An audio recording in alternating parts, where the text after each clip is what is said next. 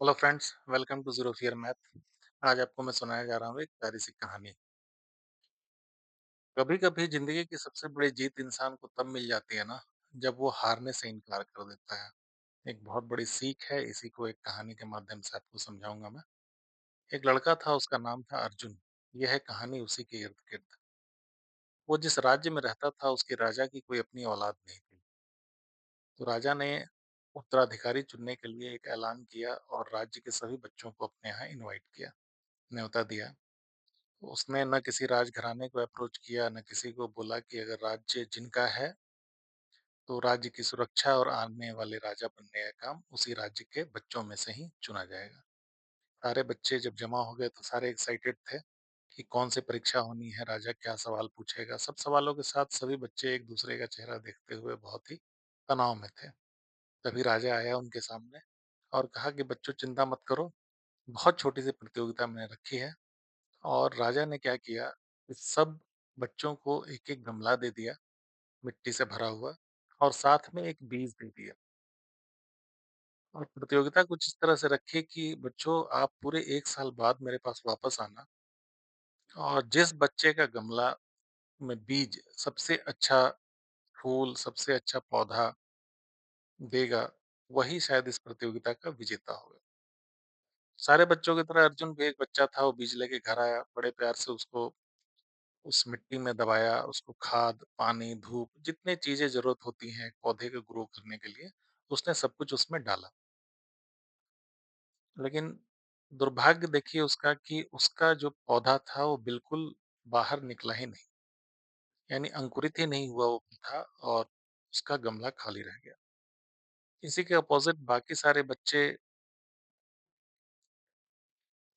बड़े-बड़े पौधे, सुंदर-सुंदर पौधे ग्रो करके लाए। अब अर्जुन ने कहा कि पापा अब इस शर्मिंदगी भरे गमले को ले जाने से क्या फ़ायदा? उसके पिताजी ने सजेस्ट किया कि तुम्हारा तो गमला ग्रो हुआ ही नहीं है, तुम जाके वहाँ क्या करोगे? ऐसे ही प्रतियोगिता में तुम्हें हार ही जाना है। लेकिन अर्जुन ने कहा कि पापा मैंने मेहनत तो बराबर करी है, जो इस पौधे को ग्रो होने के लिए जो-जो चीज़ें चाहिए थी, मैंने उसका देखभाल भी किया, खाद भी डाले, पानी भी डाला, धूप भी दिखाया, तो मैं अपने सच के साथ ही जाऊँगा। अपने पिता के मना करने के बावजूद वो गमला लेके उस राज्य की प्रतियोगिता में दोबारा चला गया। जब वहां पहुंचा तो बहुत हैरान हो गया, उसके बाकी जितने राज्य के बच्चे थे, सबके पास बहुत अच्छे अच्छे पौधे, तंदुरुस्त पौधे 1 साल में पनप आए थे और सबने अपना अपना गमला राजा के सामने डिस्प्ले कर दिया। अब राजा ने एक दौरा सब जगह मारा और सब कुछ छोड़ते हुए अर्जुन के पास पहुंच गया और अर्जुन को कहा कि अर्जुन, अब इस राज्य के अगले राजा तुम ही बनोगे। अब सारे बच्चे हैरान कि आखिर ऐसा क्या हो गया। तब राजा ने बात बताई कि मैंने जो बच्चों को बीज दिए थे वो सारे बीज पहले से उबाले हुए थे। कोई संभावना ही नहीं थी कि किसी बीज से पौधा निकले। लेकिन सबने राजा बनने के लिए छोटी सी बेईमानी करी और पौधे बदल दिए, दूसरे पौधे लगा दिए। लेकिन एक तुम ही हो जिसने हिम्मत करी सच के साथ रहने की और प्रतियोगिता में यहाँ तक आए। तो राजा बनने के लिए सबसे बड़ी क्वालिटी जो चाहिए थी, एक ईमानदारी वाली, वो ईमानदारी तुम्हारे अंदर है। इसलिए मैं तुम्हें राजा घोषित करता हूँ। तो इस तरह से आपने देखा दोस्तों कि अगर ईमानदारी से आप प्रयासरत रहें, तो फल ज़रूर मिलता है। इसलिए आप मैथमेटिक्स से हार बिल्कुल ना मानें। धीरे-धीरे अपने गमले में बीज खा पानी देते रहें।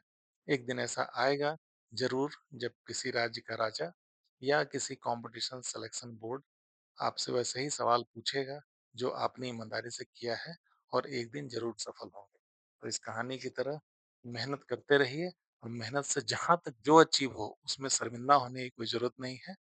उसी मेहनत के साथ आगे बढ़ें। Thank you.